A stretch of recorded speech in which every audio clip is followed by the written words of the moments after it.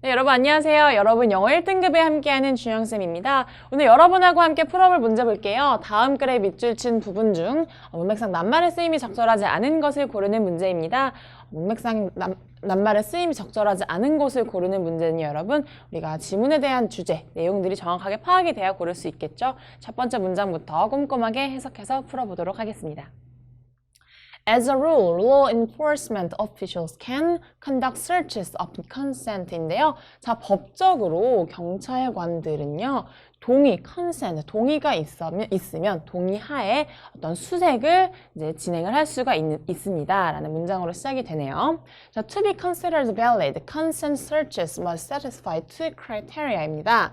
자, 이것이 이제 유효하다라고 생각이 되려면, 유효하다라고 인정을 받으려면 동의에 의한 수색들은 어떤 두 가지의 기준을 만족을 시켜야 합니다. 어떤 기준일까요? The first, permission must be freely and voluntarily granted인데요. 첫 번째로 그 허가, 수색에 대한 허가라는 것은요. 자유로운 상황에서 그리고 자발적으로 받아들여져야 한다라는 것이고요. 두 번째는요. Second, the individual granting consent must have the authority to do so입니다. 자, 이렇게 동의를 받아내는 개인은 그렇게 할 수 있는 권한을 가진 사람만이 그렇게 할 수 있겠다라는 것입니다. 그래서 수색을 하기 전에 동의를 받아야 하는 건 물론이고요. 그 동의가 인정이 되기 위해서는 이런 두 가지 조건이 지켜져야 한다라는 이제 수색과 동의에 대한 내용이 펼쳐집니다. 그래서 이제 그 다음부터 좀 보면은요. Once permission is obtained, the police may legitimately search, but the search may not extend beyond the limits imposed by the person giving consent입니다. 자, 우선 이렇게 허락을 받고 나면 이제 경찰은요, 법적으로 이렇게 수색을 할 수 있습니다. 그래서 legitimately도 법적으로 지금 적절하게 사용이 되고 있죠. 허가를 구하고 동의가 있은 후에 법적인 수색을 할 수 있으니까요. 1번도 적절하게 사용한 단어가 되겠습니다.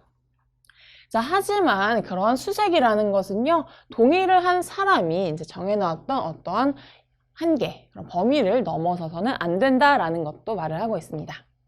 The required voluntary nature of the consent means that permission cannot be granted as a result of intimidation인데요.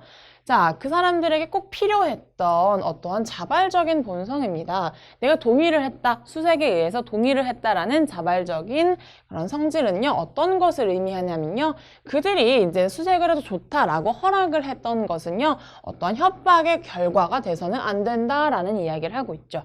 수색을 해도 괜찮다이지만 이게 협박이 들어가서는 안 된다라는 말을 하고 있습니다. 그래서 2번도 지금 적절하게 쓰인 단어로 볼 수 있겠죠. So, if the police extract consent by actual or threatened physical force or by means of trickery, the permission is invalid and so is the resulting search인데요.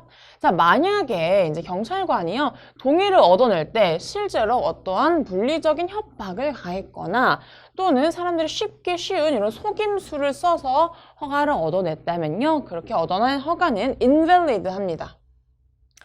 유효하지 않은 그런 허락이 될 것이고요. 또 그에 따라서 수색을 했던 결과 역시 무효화될 것이다 라는 말을 하고 있습니다. 그래서 처음부터 쭉 지금 하고 있는 말은요. 수색을 하기 전에 어떠한 동의를 얻어야 하고 그 동의에 의한 기준들에 대해 설명을 하고 있습니다. 그래서 만약에 이제 어떤 적법하지 않은 방법으로 우리가 허가를 얻어냈다라고 했을 때 무효하다라는 invalid라는 단어도 적절하게 사용이 되고 있죠. 또 올라가서 볼게요. 자, the second requirement is that only authorized person can give permission to search인데요. 자, 두 번째 필요 조건이 또 나옵니다. 어떤 거냐면요. 그럴 만한 자격이 있는 사람만이 또 수색을 할 수 있는 그런 허락을 받아낼 수 있겠다라는 건데요. 아까 위에서 나왔던 이야기 중에 하나죠. 자격이 있는 사람만 이렇게 수색을 진행할 수 있다라는 단어. authorize 4번도 적절하게 잘 사용이 되고 있습니다. 자, 그럼 이제 마지막 5번만 남았는데요. 어떤 내용인지 한번 보도록 하겠습니다. Normally, such permission can be granted only by an adult who owns, occupies, or otherwise partially controls the house, automobile, office, or whatever other area the police desire to search인데요. 자, 마지막 문장에서는요. 일반적으로 이러한 수색에 관한 허락 같은 것은요. 보통 성인에 의해서 이렇게 받아들여질 수 있는데요. 어떤 성인이냐 뒤에서 후부터 설명을 해주고 있습니다.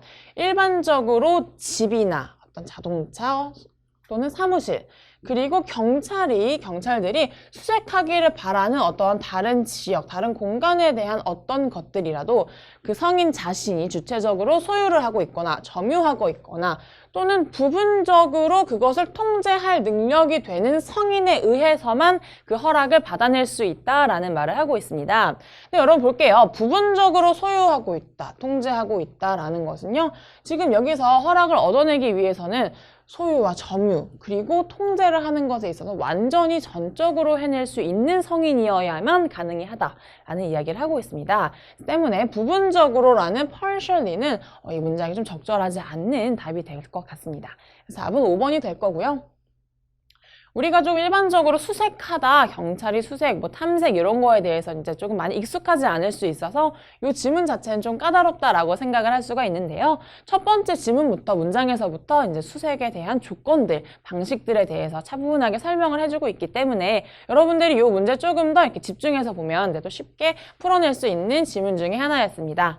그래서 이 문제도 여기까지 보도록 하겠습니다.